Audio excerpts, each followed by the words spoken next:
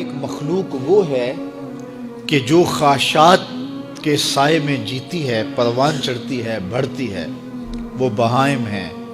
اور ایک مخلوق وہ ہے کہ جن کی تسبیح، ذکر، سجدہ اور قیام ہی غذا ہے. اور یہ تیسری مخلوق حضرت انسان ہے کہ اب یہ اس دوراہے پہ کھڑی ہے، چاہے لڑک کے ادھر چلی جائے، چاہے پرواز کرے تو فرشتوں سے بھی آگے گزر جائے.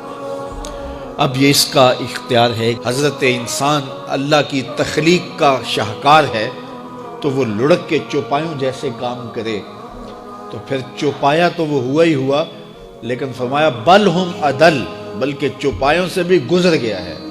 اس لیے کہ چوپائے کے پاس تو تھا ہی وہ جو اس نے کیا، اور اس کے پاس چراغ علم بھی تھا، جگمگاتی راہیں بھی تھی، جنت کے راستے بھی تھے. یہ آسمان کی طرف پرواز کرنے کی بجائے زمین کی طرف لڑک گیا تو یہ چوپایوں سے بھی بدتر ہے.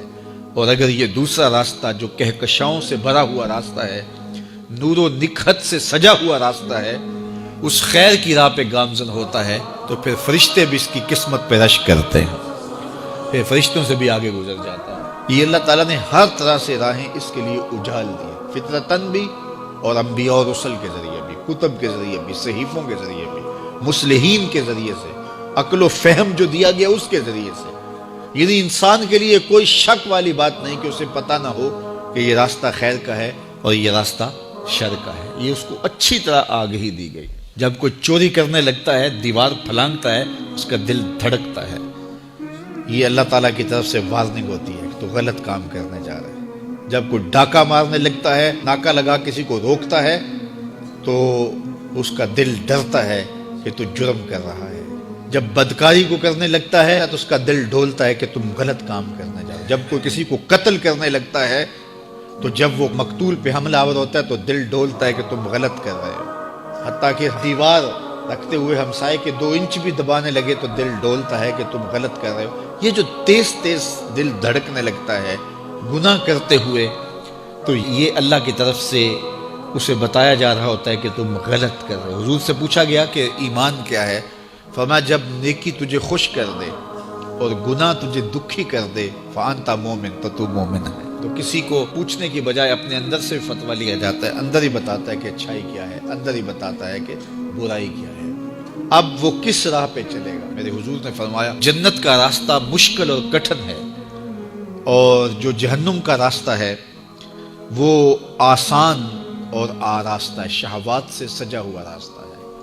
اب تمہیں پتہ ہے کہ انجام کیا ہے اور تمہیں اختیار دیا گیا ہے. بعض لوگ اختیار کو اللہ کی رضا سمجھ لیتے ہیں، تو یہ بات جانیے کہ اللہ کی رضا میں اور اس کی مشیت میں بڑا فرق ہے. بعض لوگوں کی رسی اللہ نے دراز کی ہوتی ہے تو لوگ کہتے ہیں اللہ راضی نہیں ہے تو ایسا کیوں ہے. یہ کون سی کہانی ہوئی؟ ظالم جابر لوگ تختوں پہ بیٹھ جاتے ہیں، مختلف حکومتیں سنبھال لیتے ہیں اور خلق خدا کی ناک میں دم کر دیتے ہیں. لوگ کہتے ہیں اللہ راضی نہیں ہے تو ایسا کیوں ہے.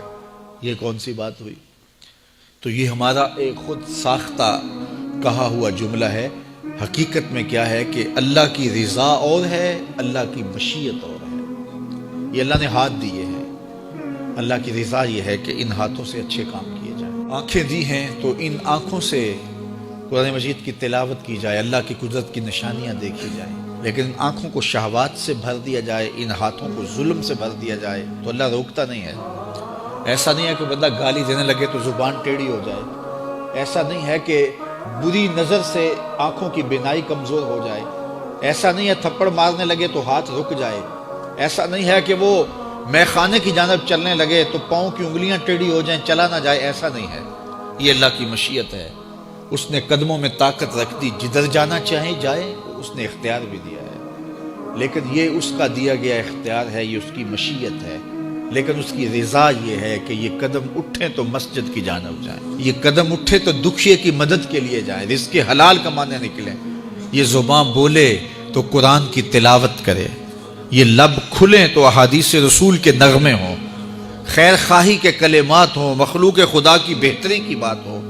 لیکن اگر کوئی گالی گلوچ دینے لگ جائے تو اس سے اللہ کی رضا نہیں. اللہ نے اعضاء بنا دیے اور اللہ نے انسان کو خیر و شر کی تمیز دے دی، اچھائی اور برائی کا پتہ دے دیا. اب اس کی مرضی ہے کہ وہ کدھر نکلتا ہے.